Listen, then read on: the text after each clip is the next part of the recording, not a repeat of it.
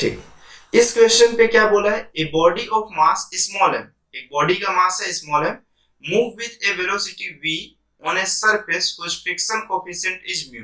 If the body cover a distance s, then v will be. वो बोल रहा है कि एक बॉडी है जो इसका मास m है, मूव कर रहा है विथ वेलोसिटी v से उन सरफेस पे जिसका फ्रिक्शन ऑफ फोर्सेस कितना है आपके पास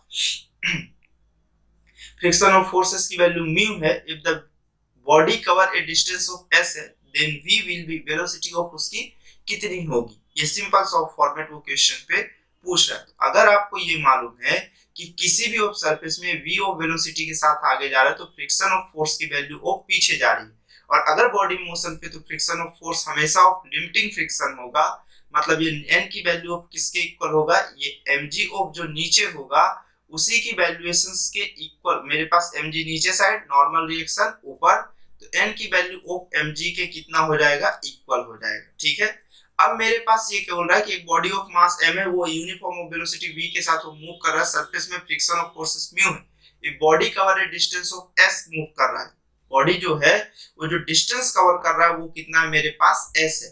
तो एक्चुअल में अब जो यहाँ पे फ्रिक्शन ऑफ फोर्सेस है ये एक्सेलरेशन प्रोवाइड कर रहा होगा, क्या प्रोवाइड कर रहा होगा, एक्सेलरेशन। तो ये जो फ्रिक्शन ऑफ फोर्स की वैल्यू होगी वो बॉडी के मास इनटू एक्सेलरेशन के इक्वल होगी। तो ये मेरे पास कितना हो गया, mu into n is equal to m into a, जहां से म्यू नॉर्मल रिएक्शन की value of mg is equal to m into कितना हो गया a, m कैंसिल आउट हो गया। तो मुझे ये चीज समझ में आ गया कि एक्सेलरेशन की वैल्यू ऑफ म्यू इनटू कितना है, g है। तो अब ये क्वेश्चन में वो बोल रहा है कि s डिस्प्लेसमेंट को कवर की है तो कितनी वेलोसिटी ऑफ चलेगा। तो आपके पास देखो इनिशियल वेलोसिटी है, फाइनल वेलोसिटी है, एक्सेलरेशन है, डिस्प्लेसमेंट है, कौन से इक्वेशन का यूज करोगे आप, थर्ड इक्वेशन पर, v square is equal to u square plus of 2as। अब मेरे पास इसी डायरेक्शंस पे ऑफ डिस्प्लेसमेंट की वो बात कर रहा होगा। तो इनिशियल वेलोसिटी ऑफ मेरे पास एक्चुअल में कितना हो गया, अगर क्वेश्चन पे नहीं भी ऑफ मेंशन है, अगर फ्रिक्शन ऑफ फोर्सेस अप्लाई हो रहा है तो ये डी एक्सेलरेशन प्रोवाइड कर रहा होगा, फाइनल वेलोसिटी ऑफ 0 होगा, और मेरे पास ये u की वैल्यू ऑफ ही फाइंड करना है कि इनिशियली ऑफ वो मेरे पास किस वेलोसिटी से चला होगा, और ये माइनस ऑफ 2 क्योंकि मेरे पास डी एक्सेलरेशन है।